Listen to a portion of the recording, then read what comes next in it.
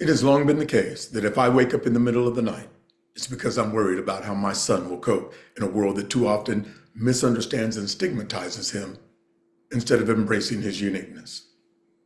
Hello, I'm Rod McCowan. I spent my childhood in a household where hard work and grit were everything, and those lessons became the bedrock of my success.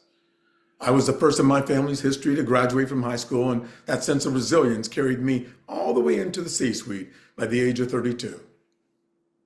But resilience alone isn't enough. Two of my children live with mental health challenges, and nothing has given me more sleepless nights than worrying about their well-being. I've learned that there's a real tension between protecting the drive I want to honor and cherish and giving my kids the space to grow, stumble, and find their own strength. In the boardroom and C-suite, I often found myself standing alone as the highest ranking person of color in the organization. Early on, I was taught that vulnerability is a liability and that sharing your struggles would only give others ammunition. So when I felt stress or doubt, I pushed it down and carried on. I became, as I like to call it, like a warrior built for the battlefield, ready to pivot and ready to perform, but never allowed to fail. But life at home showed me a different way forward. Supporting my children through their toughest days taught me compassion in its purest form. I learned that courage isn't just about pushing through, it's also about asking for help, admitting our limits, and creating a circle of support. That lesson reshaped how I lead.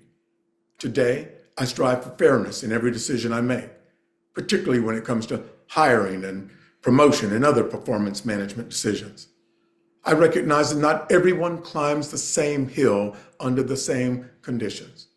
Some are carrying extra burdens. And that as leaders, if we listen and are compassionate, we have the power to begin to level the playing field. Mental health matters because each of us brings our whole self to work, our strengths, our struggles, and everything in between.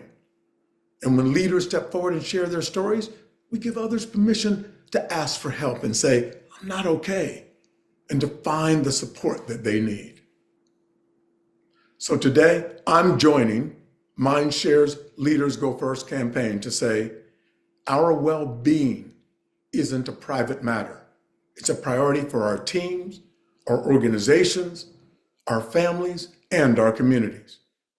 If you're watching this, please join me. Speak up, listen with compassion, and let's try to build workplaces that meet mental health with understanding and not stigma. Because when we as leaders go first, no one has to go alone.